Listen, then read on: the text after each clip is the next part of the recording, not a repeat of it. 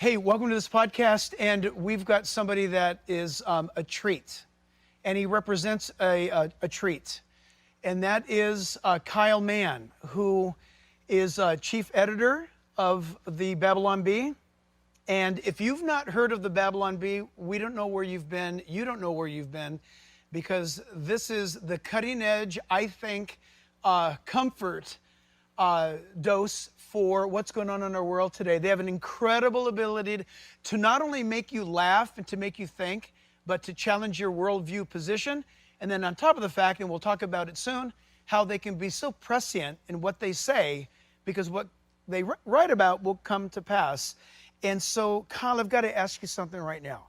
It says here that you used to be in sales at the Western Water Works Supply Company, and now that you're editor-in-chief of Babylon Bee. Is that true, or is this a Babylon Bee? It is absolutely true, yeah. I was in construction sales for 11 years before I started writing comedy for a living, which is the most bizarre jump. You know, people always assume that, like, I started out, you know, people who write start out as assistant editors or Sure. kind of freelance writing before they get into, you know, a more prominent role like the editor-in-chief of a satire site. But it was a bit of a journey. I always enjoyed comedy. I always enjoyed satire. I was in various different church environments over the years, so, you know, you're kind of absorbing it all. And, you know, I'm sure we'll talk about it, but comedy and satire is such a good coping mechanism, and anyone who's been bashing their head against a keyboard at a sales job all day, you know, knows that you need to retain that sense of humor. So it's kind of a good path when you think about it, you know, that we were using humor to kind of rally the troops and be able to do a 9-to-5 office job day to day. And the Babylon Bee launched in March 2016. I sent in a joke. It was Holy Spirit unable to move through congregation as fog machine breaks, and that was our first. That was our first big viral hit. And so the owner of the site said, "Do you want to write? Do you want to be the head writer?" And I started doing it. And 2 years later, I got hired full time as the editor-in-chief and made that career jump. Incredible. I love it. I love the fact, and it is a fact, that you mention that humor and satire is it's part of our human function, right? When things are rough and difficult, which is rather interesting, because I've been to other parts of the world where there's cultures where you're actually not really allowed to laugh, and they actually don't even want to laugh. I won't name those countries because I have friends there, but as an American, and I'm not saying as an American red, white, and blue, I'm talking about as an American the way that we're brought up, we often cope with difficult situations not in a disrespectful way by making something funny.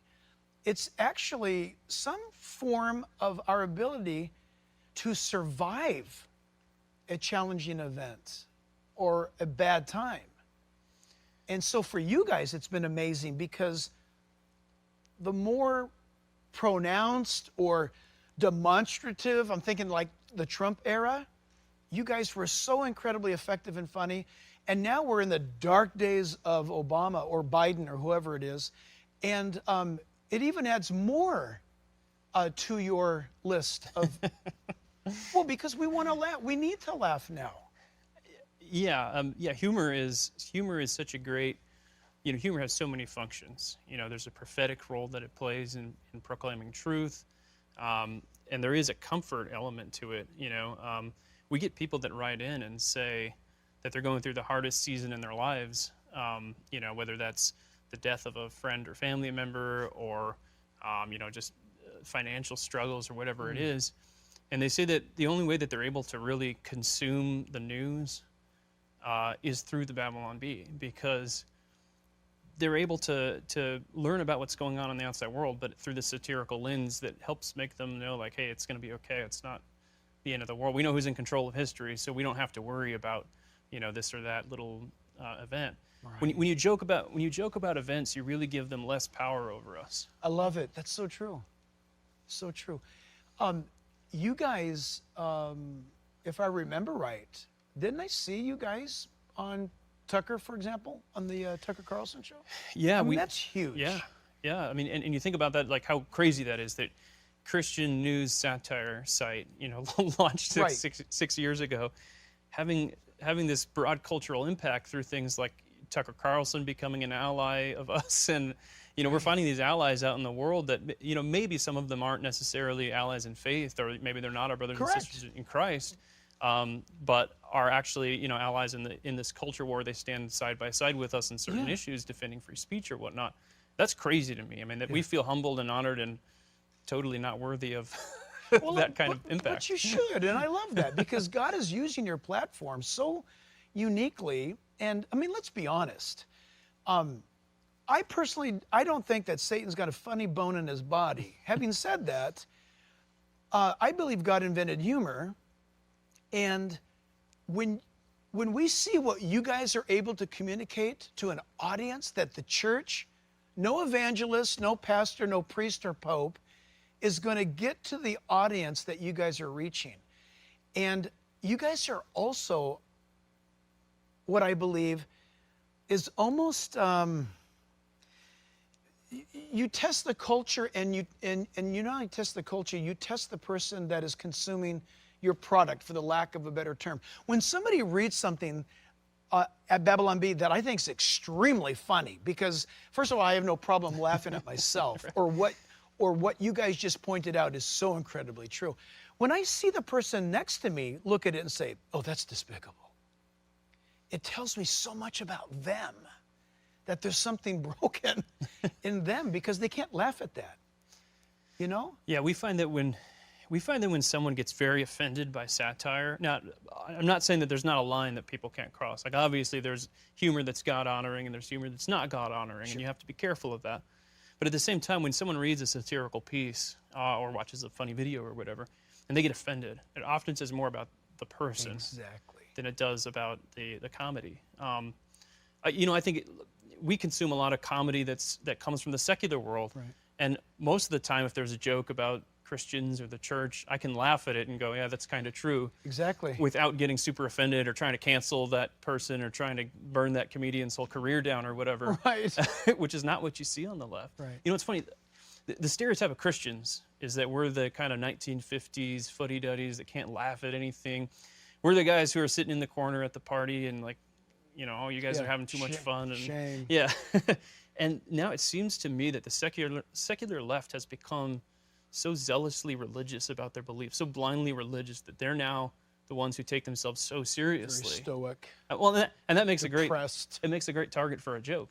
Like that's why Hollywood's beat Christians up for 5 decades. That is true. Because we were so serious. Now it's like it feels like the church has lightened up and been able to laugh at it. We've been the butt of so many jokes. We're able to laugh at ourselves. Good point. The left wants to tear you down when you make fun of them, as we've seen it. Yeah, at the and they Babylon don't Bee. know what to do with you guys. Right. They really don't. I don't know who it is. Maybe you know, but some famous memer out there said that progressives or leftists can't meme. Yeah. And it's so true, because you've got to be able to see things in life in such a way. The congregation that I pastor over, they know me, and I disclose it to them that that for me, I see things in cartoon fashion, and for me, people think I have a profound memory. I don't. It's just that what I see everything very technicolor, and I see things almost with captions over people's heads. And for that, I'm able to remember a situation or somebody that I've met or their name. But in many ways, it enables me to cope with what's going on. As a pastor, I'm not a remote pastor. I'm here hands-on. I meet with people who are dying, or their child has just been told that there's some gender type, whatever, and the parents are coping. And for me to be able to deal with that, I've got to be able to see this situation in an area of hope. And a lot of people don't equate humor with hope, but there's a great connection. Yeah, absolutely. I mean, G.K. Chesterton wrote a famous essay, famous for G.K. Chesterton. Exactly. Anyway, it was called I think it's called "On Chasing After One's Hat" or "On Running After One's Hat," and he made this point that when you face some hardship in your life, whether it's large or small, and he uses the example of a distinguished gentleman whose hat blows off his head, and now he's frustrated and his whole day's ruined because he has to chase his hat down and be an idiot, on the street running as everybody's laughing at him. Looking like a fool. He looks like a fool, and he says that we should enjoy being the butt of the joke. We should enjoy, see yourself as the star of a sitcom, not the star of this great drama, and you'll enjoy your life. You'll be much more content. Why can't we, Kyle, enjoy humor at our expense? What's wrong with us? Look, I'm old enough to be your dad. I remember in America that laughed at itself. I grew up in an era where when we did something, it could be laughed at and made fun of. There was something in my day when I was a kid that it was like the Dean Martin roast. You can watch them maybe on YouTube. Bing Crosby, Bob Hope. I mean, they're ripping into these guys that are on the platform, and they're all laughing. I mean, somebody's making fun of Ronald Reagan, the president or the governor at the time, and people are laughing, including Reagan. And now you'll get sued for that kind of stuff. What's happened? Yeah, it feels to me like the power of comedy is a uniting power, right? That when you do find normal people, whether on the left or the right, and there are some people on the left who are kind of at least normal, or at least, as the Overton window shifts. Fewer numbers. Well, as the Overton window shifts, you still have some people that are kind of finding themselves left behind by the Democratic Party as it goes crazier and crazier. But when you can find that common ground, that's what humor helps us do, is it helps us to all kind of come together and laugh at each other. And growing up with groups of friends, you'd make fun of each other for this or that. And you never saw it as, oh, this guy said this, cancel him, don't. You never cried about it. You never cried about it. And I mean, I think the other side of it, as like I was saying before, the secular left takes themselves so seriously that they can't laugh at themselves. And that's just a difference in worldview. Because what they see is that their political beliefs are salvation, right? Because they don't have an idea of God. They don't have an idea that there's a hope in the future, and all this political stuff that we're fighting over. While there's important battles, Christ reigns over history. We're going to get there. Like, we know the end. Right. We know the end of the story. We read the book. We can laugh about it. The ins and outs of what's going on.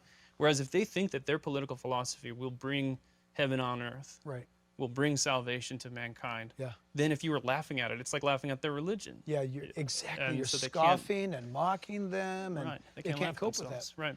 They can't cope with that. Do you guys have like an arch enemy, number one type of is it a group or is it a person that just can't handle you guys? They actually maybe even campaign against you somehow? or is that just the federal government? Well, yeah, I mean, right now it's a massive alliance against us. Big tech collusion against us. We've had everyone come after us, from CNN to the fact checkers to Twitter to Facebook to the New York Times. We had an ex-CIA agent that was coming after us on Twitter saying that we were far-right disinformation disguised as satire. It's like this. Wow, that would be brilliant. I don't know about the whole deep state conspiracy theories or whatever, but it feels like there is this thing, that I don't know if that's a spiritual battle or what that is, but there is this alliance against us, and it is. We are treated completely differently than other, satire sites that are on the left or comedians that are on the left. We get fact-checked constantly, and they'll say that we're... Help me. We're talking satire here, and yet fact-checked. How does that give me an example. How does that possibly work out? The last thing I'd ever expect is that for the fact-checkers who need fact-checking, are fact-checking you guys? Yeah, constantly. Like I think we might have 40 or 50 different joke fact checks out there, and what's concerning about that isn't, it is funny to me. Like, we did a joke saying that Ocasio-Cortez went on The Price is Right and guessed that everything is free, and that's great. And there's a fact check of it on Snopes, but to me it makes the joke funnier. Actually, oh my gosh. Did you think that actually happened? That was no, my point is, right. I'm stupefied as to how bad it is that they can't laugh. Right. That they that's funny, right? I mean, regardless of which side you come from, AOC had to have laughed at that. Yeah, right. You'd hope so, right? But to think that somebody got their knickers in a wad over that is both extremely funny and horrifically tragic at the same time. It's funny because if you Google that joke, the first result is Snopes, and it says, "Did Ocasio-Cortez really go on The Price is Right and guess that everything is free?"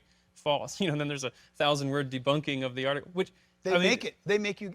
it says something about the target of the satire if you can't tell that's false immediately right on its face. But the concerning thing about it, it does make us laugh, but the concerning thing about it is that there's this kind of big tech cabal where if a fact checker labels you as false, now Facebook rates you as an unreliable news source. So now your links start to get suppressed on Facebook.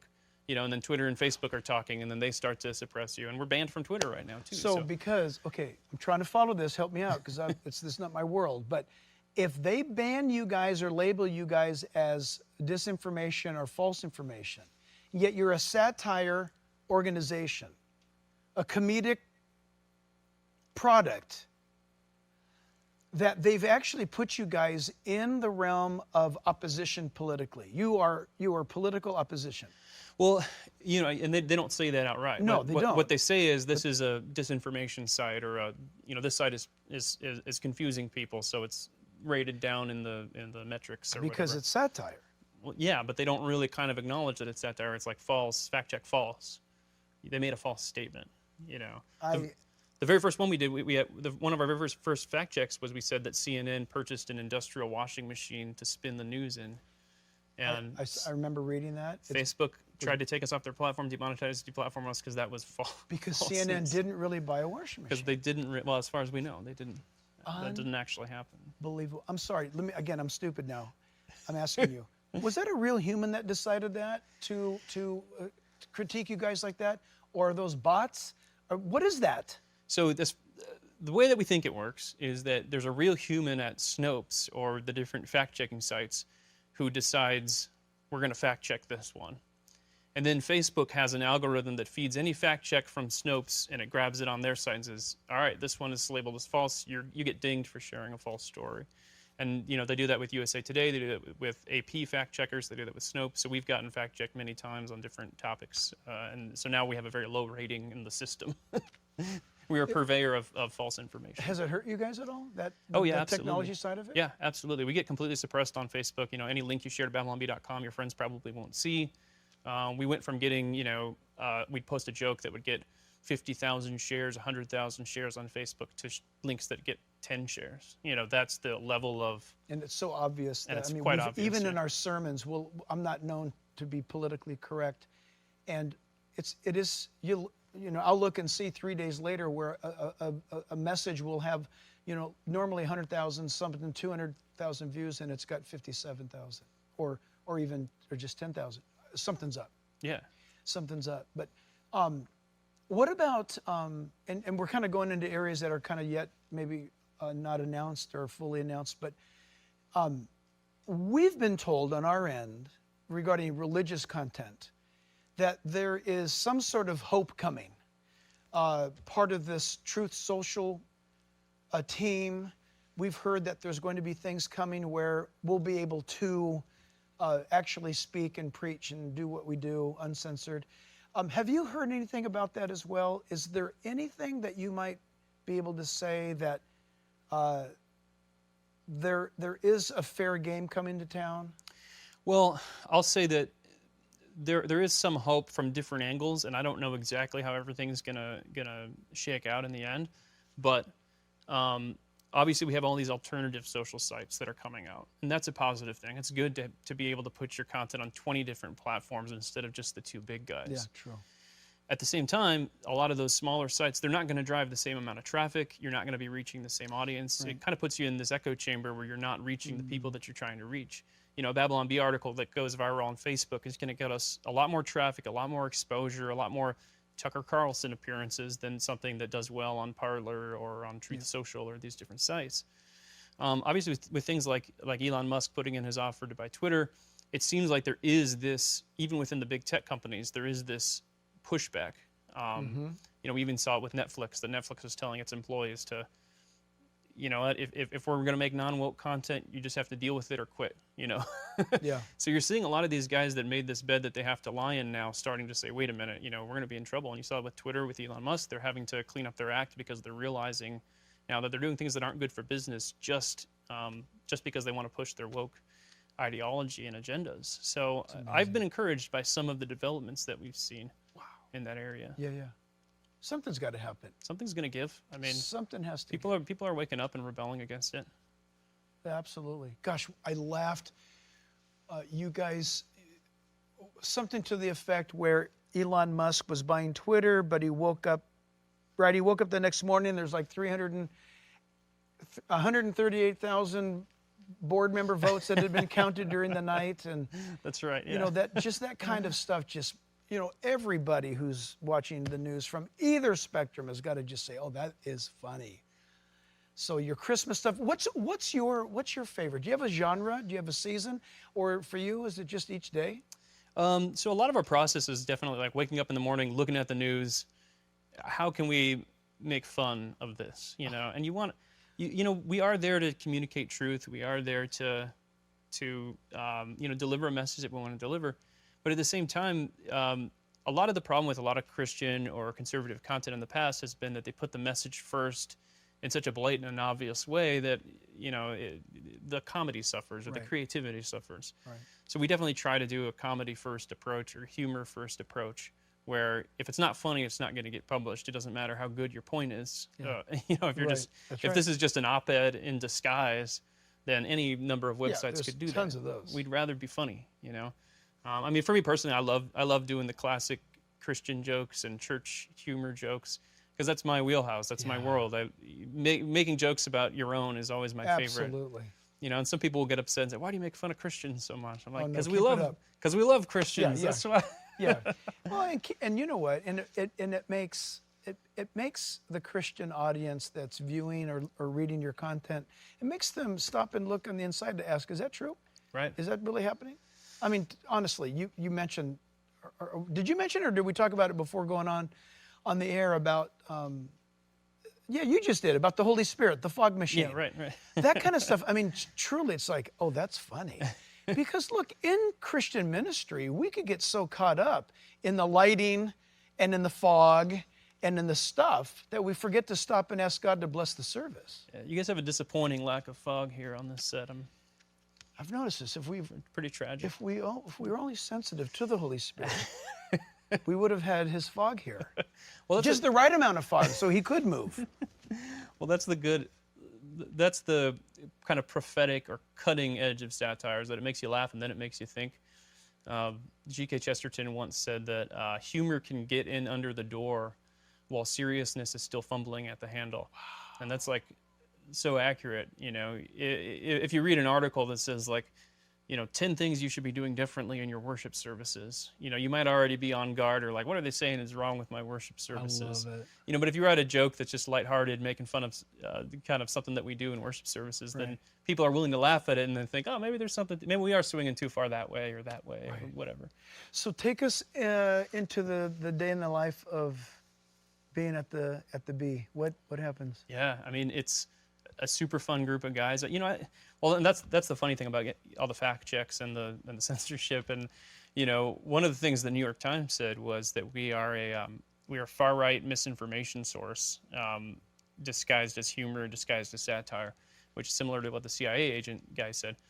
And it couldn't be further from the truth, because when you juxtapose that against what we do day to day, you know, we're guys that are sitting around in a circle in a very small office, which we're about to get a bigger one, but we're sitting around in a very small office just looking at each other like, well, what do you got today? What's funny? You know, what's making you laugh? You know, and we're making each other laugh. We're cracking jokes, and just looking for the ones that float to the surface, you know. And this is my job as the editor, is to, like, you know, filter stuff out. You know, that's really funny, but we would get in trouble for telling that joke. You know, Calvary Chapel would be mad at us for telling that joke, so don't do that one.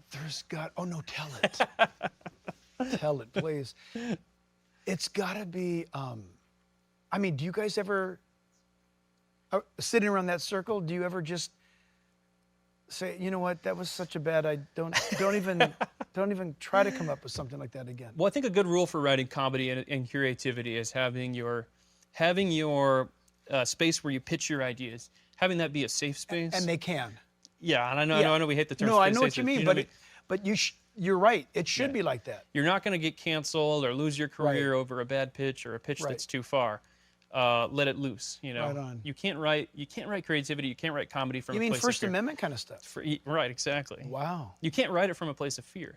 you have to write it from a place of boldness or just being true to what you're feeling, you know. And that's, I mean, good comedy. What does everybody always say? Like, that joke is so true, you know. And that's why, is because you're writing something that's true to yourself. If you're writing something just to please an audience, or you're writing it because you're afraid, oh, we can't go too far this way or that way, then you're going to lose your edge. At the same time, as the editor, I have to then, I think there is a place for filtering and saying, does that go over the line this way or that way? And that's the editorial process. So that's more, I've got the pitches collected, and then I'm kind of filtering through or editing things, you know, trimming off edges to kind of get what we want. We also shoot a lot of videos now. We're doing a lot of sketch comedy on YouTube and elsewhere, and we're doing podcasts and all that. So a good chunk of our week is writing stuff for that, and that's my favorite, is sitting down and writing a sketch. You know, we sit down and write an idea. Really? And it's, you know, if you ever sat around with your friends and joked around, I mean, that's what the feel is for writing a sketch, because you're all throwing jokes in and ideas, and a lot of fun. I was completely blown away, caught off surprise, just shocked actually to see that you guys had interviewed Elon Musk. I can't imagine how that even came together. I would first of all have to assume that he's a fan, which is an incredible honor to have Musk as a fan. But to get him into your, right, I assume you got him into your offices? We actually flew out to a studio and had him meet us there, kind of closer to him. So it was a whirlwind. It was incredible. Yeah, he had interacted with our content on Twitter and such before, where he'd reply to a joke or laugh at a joke, share a Babylon Bee joke, that kind of stuff. So we knew that he was a fan. But, you know, our podcast, we typically will interview pastors or, you know, apologists, and just, you know, we kind of stay mostly in the Christian sphere, or comedians, stuff like that. And so Elon Musk was definitely out of our league for an interview. And we had an assistant podcast producer who, kind of without really running it by anyone, just started DMing people on Twitter asking if people would come on our podcast, you know. And he kind of calls me in a frantically, you know, Kyle, Elon.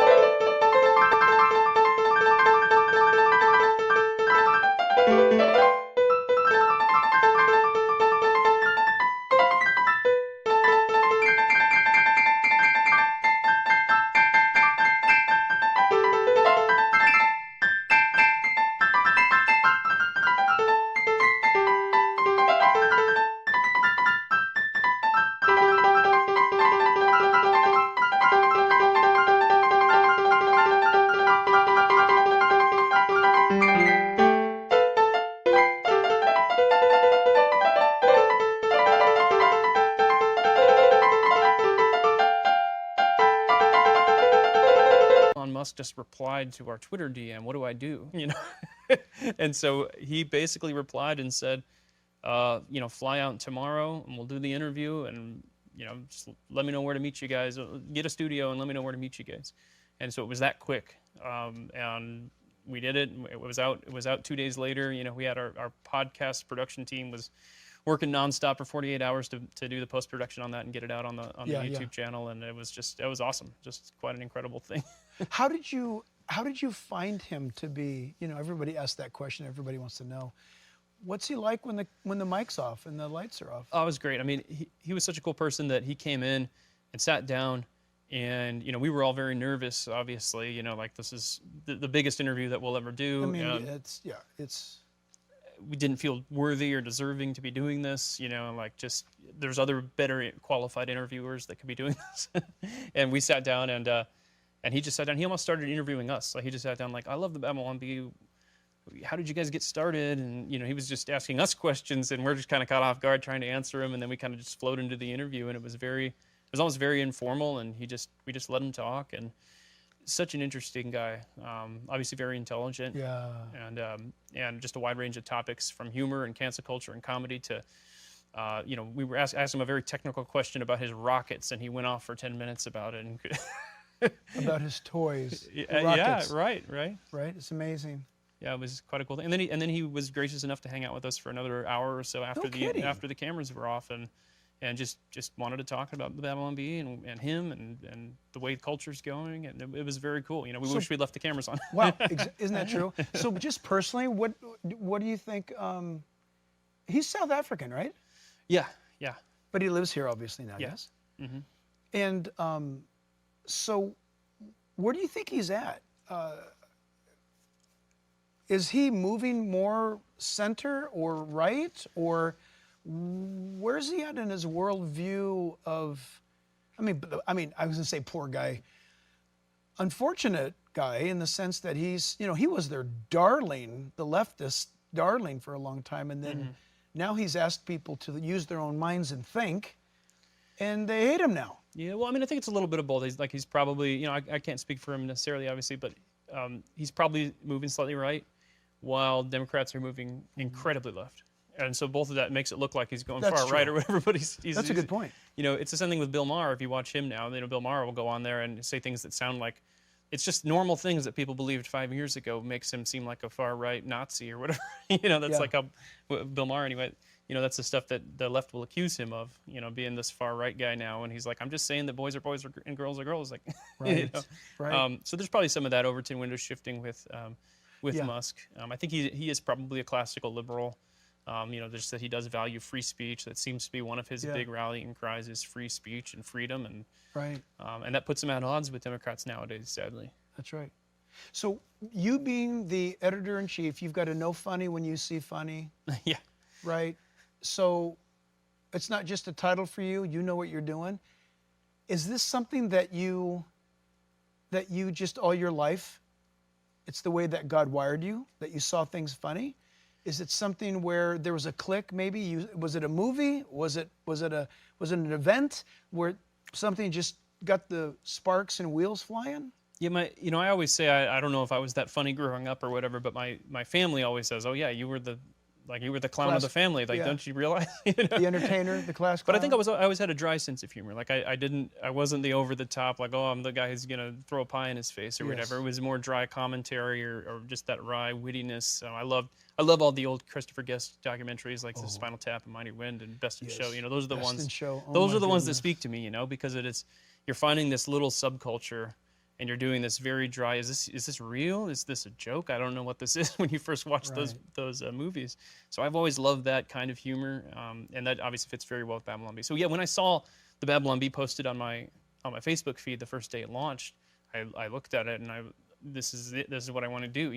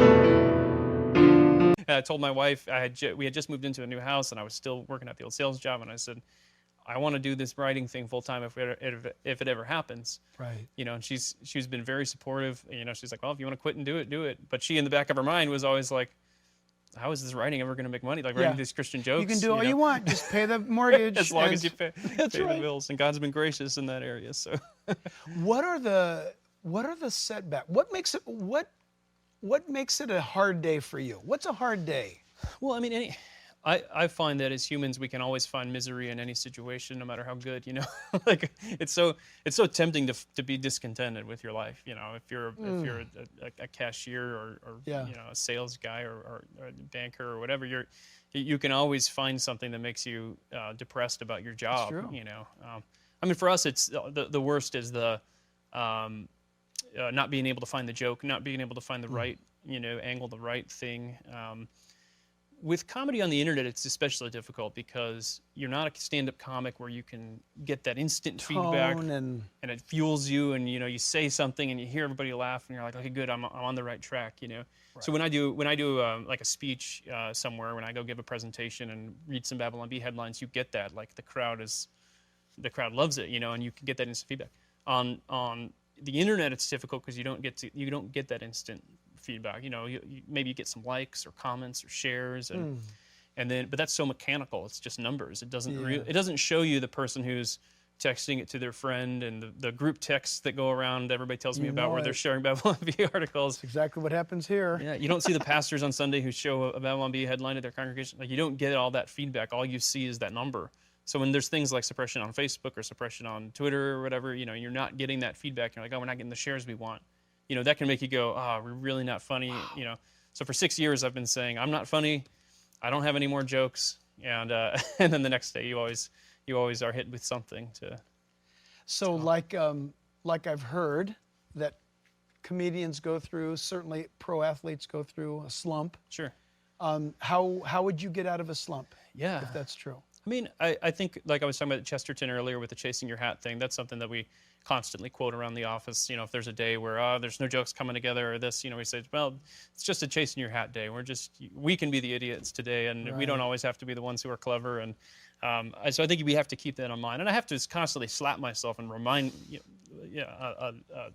not literally, but I have to constantly slap myself and remind myself, like, you tell jokes on the internet for a living. You got it easy, Yeah, It's the Israelites in the desert, when they get rescued from Pharaoh, and then it's like, oh, we should have gone back there. I'm like, I always have to remember, like, oh, well, you were sitting at a sales job working 80 hours a week, hating your life, 4 or 5 years ago. So true. You have to try to be content in that and remember, keep things in perspective. I mean, and even where we are in human history, just that, we wrote a Babylon Bee headline once that was like, I'm bored, says kid who has more things than royalty had 100 years ago, and there's a kid sitting there with all his video game consoles, and but that's me too. It's like I sit there and go, oh, life is hard, and I'm like, well, 100 years ago I would have been farming my own food, and right. it's so hard to or it's so easy to forget like where we are in human history and how content that should make us. Do you see funny in just things naturally though? I mean, like you guys have to sit down in an office, so to speak, and put things together. But are you not just, because it's such a part of who we are as created in the image of God, that aren't you just kind of always on the funny note, so to speak? Not being funny, because that could be obnoxious. Sure.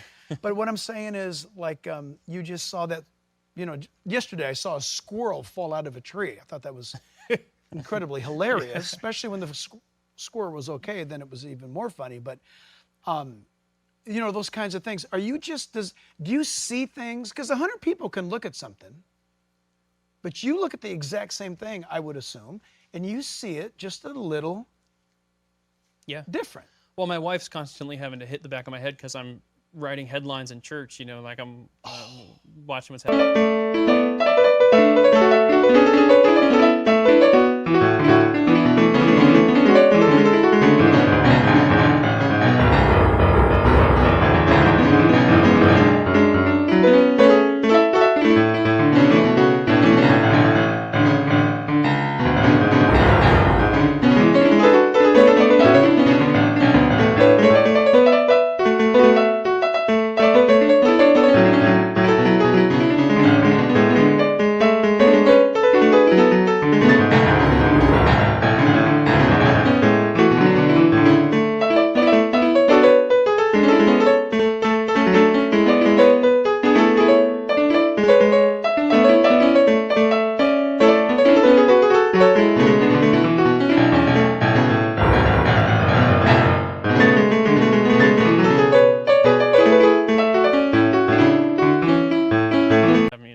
Writing something awesome. down.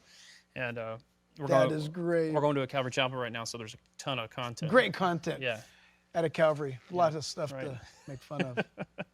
Yeah, awesome. So you have, but I think that's a good habit to cultivate for anybody. Not the writing during church, but the finding humor. Well, you're taking notes. Taking notes. That's what it is. Of course you are. In my own way. That's right. That's right. did you say you had kids? Yeah, 3 boys. Ages? Yeah, they're 13, 11, and actually 12. One just turned 12. 13, 12, and 6. What with the older ones anyway? What becomes of their friends when they say or they find out? My dad writes for the Babylon Bee. Yeah. My eldest is very embarrassed because he's a shy kid, and I go to pick him up at the junior high, and all his friends know the Babylon Bee, and they're like, I watched your show today. I watched your podcast. So they go to a Christian school, so they're all in on it. My middle son more likes it. It's his claim to fame. So there you go. Yeah. Isn't that something? Yeah. That's awesome. So you personally, what's been your faith journey with Jesus? How did this happen to you? Where did that all begin? Yeah, I grew up in a Christian home up here at PFB, a Purpose Church now. For the first 18 years I went there in my life, and then I got baptized for my freshman year of high school there, and that was kind of the moment that I had grown up in the church, and it's so easy in the church to find to kind of become that self-righteous guy who's I was the guy with all the Awana trophies and very proud of myself. Yeah. And I think that was when I realized I don't know, a lot of people that come to faith later in life have to repent of all the worldliness and move to the church. I felt like in a lot of ways I had to repent from the idols in the church to find Christ. Sure, yeah, there, I see that. And so that was kind of the journey where I came to know the Lord, and then from there it was just growth and Bible study. I had a great youth pastor who taught the Word of God very strongly from the pulpit in the youth center there, and so I really learned to love the Bible and take it seriously in that was the first time I had heard real hardcore through the books of the Bible expositional preaching, being able to hear like we're going to preach through the book of Galatians. Yes. Was like this, wow, this is incredible, and I got to hear that for the first time. So that, and then I bounced around at various different churches. Like I said, that gives a lot of material for the Babylon Bee, doing different church plants and different denominations through the years, and it gives you a lot of material. It's incredible. It's so good. This is one reporter's opinion, is that as I look at what you put out, being a pastor and in the Word, I'm always encouraged by how solid you guys are in your humor. And I don't mean solid like not funny. I mean solid funny, where what you're talking about is a biblical issue or truth that has its answer. And we, the believers, can tell when we're reading it or saying it, this guy knows what he's talking about. These guys know. And, I've never gone on the Babylon Bee to, Wikipedia you guys, or to see what your statement of faith is if it's out there. It comes across. It's clear. God's using it. It's remarkable. We love it. In the closing moments, what do you see the future of the Babylon Bee becoming? Yeah, absolutely. Yeah, we've had a lot of irons in the fire for a lot of years. It's a small but growing company where we're in this kind of act 2, if you will, of the company growth phase now, where it's like you're moving from, a couple guys in a garage to, now we have people that are working on. I mean, you wouldn't believe the Babylon Bee, if I told you that 2 or 3 years ago I was the only employee, and we were still, we had other writers that were contributing part-time or throwing in headlines or whatever, but if there were, on a given day, we might have published 8 articles, and I might have pitched.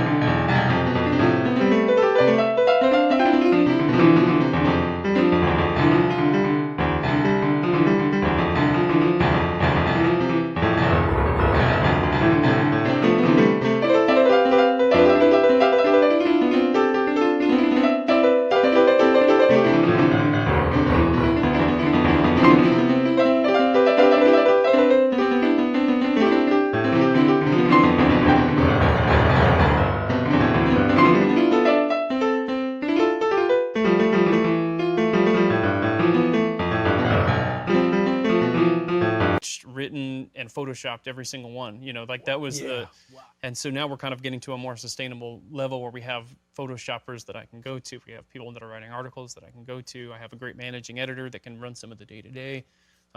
So that's kind of the trajectory, is like we're building this out, and we've looked at a lot of things like film projects and TV projects. Our video content on YouTube has been taken off, being able to turn a lot of the Babylon Bee style headlines into a full-on sketch, 3 or 4 minutes of really building out that joke. It's been a lot of fun. We're looking at what it would mean to do something like Saturday Night Live from the perspective of the Babylon Bee. Incredible. Ways that we can impact culture. We say that the Babylon Bee speaks truth to a culture that no longer believes in truth. And we're just looking for ways to do that, different formats. How do we go where the culture is and bring that message in a way that humor first, and then that message comes and punches people right afterwards. Wow, what you just said is a modern day version of the whole concept of a parable. A parable, a parabolic teaching, is ancient, and it is something that theologians understand that it's God that invented parabolic teaching. When we read about the parables in the Bible, they're not only localized to Jesus, there's parables in the Old Testament. But when Jesus taught a parable, that's what we see often recorded. What we don't realize is that in the Jewish way of preaching and teaching, the teacher had been teaching for an hour or two, in this case, rabbi, teacher, Jesus, and when he delivers the parable, it is taking the message that he just gave you and they put a bow on it with a memorable, colorful description. And so parabolic is para, alongside, cast, to cast truth alongside your head. And that's exactly what you guys are doing.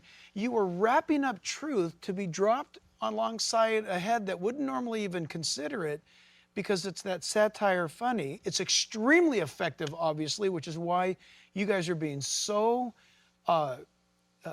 attacked, because that's evidence of your effectiveness. And yet at the same time, we don't want you guys to ever get, so serious about your success. We want you guys to keep doing what you're doing. You guys are an incredible form of release for us, and we love it. And the world loves it. One of the things Babylon Bee has been doing a lot of is books. We have the Sacred Texts of the Babylon Bee, which is our best of collection. That's awesome and beautiful, and it looks like a giant Bible on your shelf. We have the Babylon Bee Guide to Wokeness, where we destroy wokeness in all of its forms. We have How to Be a Perfect Christian, where we mock church culture. And then me and the managing editor of the Babylon Bee, Joel Berry, just had a novel that's coming out on June 7th. I don't know when this airs, but yeah, and it's called The Postmodern Pilgrim's Progress. And we take John Bunyan's classic Pilgrim's Progress, put a sci-fi and a humor twist into it. And we have a kind of a guy who's a little bit of an agnostic, doesn't really know what's going on, and he kind of goes through this journey where he meets God through these encounters of woke people and people in the charlatans in the church and this and that, and so we took that structure that Bunyan did so well, of Mr. Worldly Wise Man and all these characters that we all encounter, and you'll read the book and look at the people and go, I know that guy at church, or I know that guy in the world. My gosh, that's great. So that's been a lot of fun, and the response has been great from people who have taken a look so far. Fantastic. So sometime around June 7th-ish? June 7th is the release. Is the release going to be available Amazon everywhere? Amazon and non-woke places as well. Exactly. Publisher is? Salem Books. Fantastic. Yeah. Well, listen, Kyle, keep it up. Don't stop. We love you guys. And we so appreciate you taking the time to be with us. And we actually wanted you to be here just so that we could get closer to the Babylon Bee. So thank you, brother. Well, thanks a lot. I appreciate it. God bless you. Yeah. Our pleasure.